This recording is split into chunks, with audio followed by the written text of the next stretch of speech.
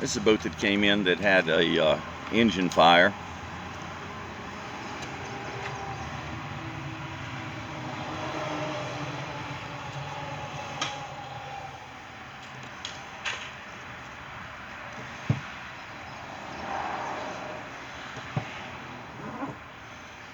I can't see if you can tell, there's bubble pretty good right there.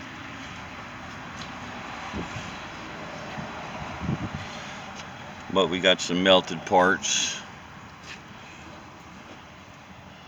Rectifier, I'd say it probably started right there.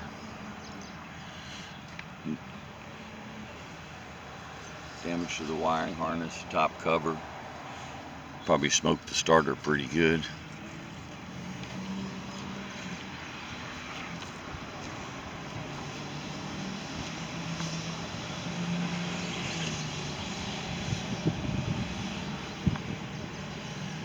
Hopefully it didn't do any damage to the VST tank.